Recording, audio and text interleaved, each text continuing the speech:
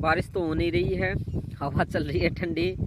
तो नमस्ते, आज जानेंगे व्यान वायु के बारे में। ये व्यान वायु क्या होती है?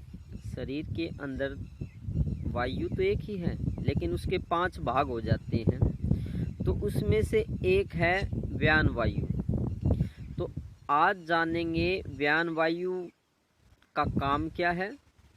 अगर ये ढंग से काम नहीं करती है, अच्छे से काम नहीं करती है, तो शरीर में कौन कौन सी समस्या आती है। ठीक है, तो चलो जान लेते हैं। जो ये व्यान वायु होती है, हवा कह लो, वायु कह लो, या इसके अलावा इसको व्यान प्राण के नाम से भी जानते हैं तो दोनों अलग अलग, लेकिन अभी इतना गहराई से आपको समझ में नहीं आएगा। पहले व्यान वायु के बारे में ही जान लेते हैं, प्राण के बारे में बाद में जानेंगे। तो व्यान वायु जो होती है, ये पूरे शरीर में फैली होती है। इसकी जो जगह होती है शरीर में, इसका जो स्थान होता है, ये पूरे शरीर के अंदर फैली होती है। जब आपने ये देखा होगा, कभी कभी किसी को ब्लड प्रेशर की शिकायत ज़्यादा रहती है, ये ब्लड प्रेशर को कंट्रोल करती है। जब तक व्यान वायु अपना काम ठीक से करती रहेगी, तब तक ब्लड प्रेशर ठीक रहेगा। और अगर किसी वजह से व्यान वायु अपना काम अच्छे से नहीं कर पाती है, या इसमें कोई दुविधा पैदा हो जाती है, या इसके संचार में कोई समस्या हो जाती है, तो ब्लड प्रेशर की शिकायत होती है। ब्लड प्रेशर हाई लो रहने लगता है। तो अब ये कहा गया है कि जो खून गाढ़ा हो जाता है, उसमें कोलेस्ट्रॉल ज़्यादा हो जाता है, प्रोटीन ज़्यादा हो जाती है। तो खून गाढ़े होने की वजह से ब्लड प्रेशर की शिकायत रहती है, ऐसे सुना गया है। ये पूरी बात नहीं है। पूरी बात ये है कि व्यान वायु अपना काम अच्छे से नहीं कर रही है। व्यान वायु जब अपना काम नहीं करेगी अच्छे से, तो खून अपने आप गाढ़ा हो जाएगा।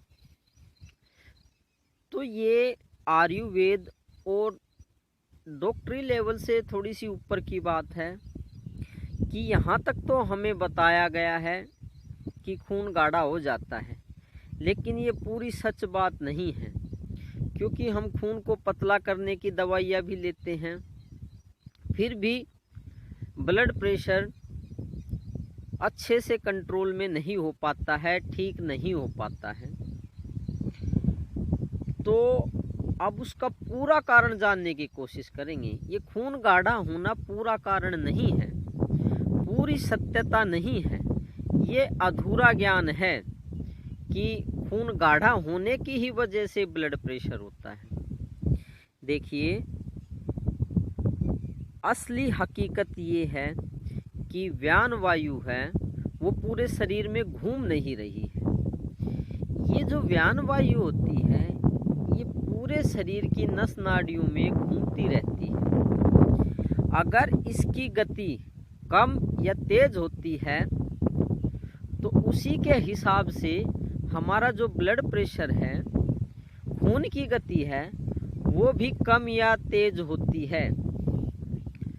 तो यहाँ पे जो हमारी मिथ्या बात थी कि खून गाढ़ा हो जाता है, वो पूरे तरीके से सच नहीं थी। पूरी सच्चाई यहाँ पे आके ठहरती है कि व्यान वायु ढंग से काम नहीं कर रही है। तो ब्लड प्रेशर की जानकारी देने की कोशिश की गई है। कोई भी शरीर में घूमने वाली चीज़ है, सर्कुलेट करने वाली चीज़ है, उसको कौन घुमाता है? वो एक ही चीज़ है, वो है खून। और खून को कौन घुमाएगा? ब्लड को कौन घुमाएगा? वो है व्यान वायु। अगर व्यान वायु अगर ढंग से काम करेगी, अच्छे से काम करेगी, तो जो हमारा ब्लड है, जो खून है, वो स्वयंता ही पतला हो जाएगा। उसके लिए हमें अलग से दवाइयाँ लेने की ज़रूरत नहीं पड़ेगी। तो व्यान वायु पे ध्यान दें, ना कि खून गाढ़ा हो गया है उस पे ज़्यादा ध्यान दें। अगर आप उसकी दवाई ले भी लोगे तो वो ज़्यादा दिन तक काम नहीं करेगी, फिर से ब्लड प्रेशर की शिकायत आ जाएगी, फिर से ब्लड प्रेशर वापस आ जाएगा। तो ब्लड प्रेशर ज़्यादा भी हो सकता है और कम भी हो सकता है। ब्लड को धक्का देने वाली चीज़ एक ही है, वो है व्यान वायु। वही उसको धक्का देती है, उसको तेज भी कर सकती है और कम भी कर सकती है। इसको आयुर्वेद में कहेंगे व्यान वायु का कुपित हो जाना या व्यान वायु का अच्छे से काम न करना। तो यहाँ पे कुपित शब्द का मतलब यही है कि व्यान वायु अपना काम ठीक से नहीं कर रही है। अगर आपको ब्लड प्रेशर की शिकायत है तो व्यान वायु को ठीक करें। वो ठीक होते ही खून खुद ही पतला हो जाएगा, स्वयंता ही पतला हो जाएगा। और दूसरी बात ये, जो ब्लड प्रेशर है वो भी ठीक हो जाएगा। तो आज हमने जाना कि ब्लड प्रेशर का मूल कारण क्या है। जो डॉक्टर्स वगैरह जो बताते हैं वो पूरा ठीक नहीं है। आज हमने पूरा कारण जानने की कोशिश की है। तो थैंक यू वेरी मच। आगे फिर किसी अच्छे विषय पे, किसी भी जो ऊंचे लेवल की बीमारी है जो समाज में चली हुई है, उसकी जड़ जानने की कोशिश करेंगे कि उसकी जड़ क्या है।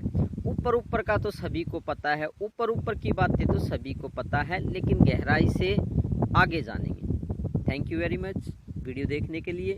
आगे देखते रहिए।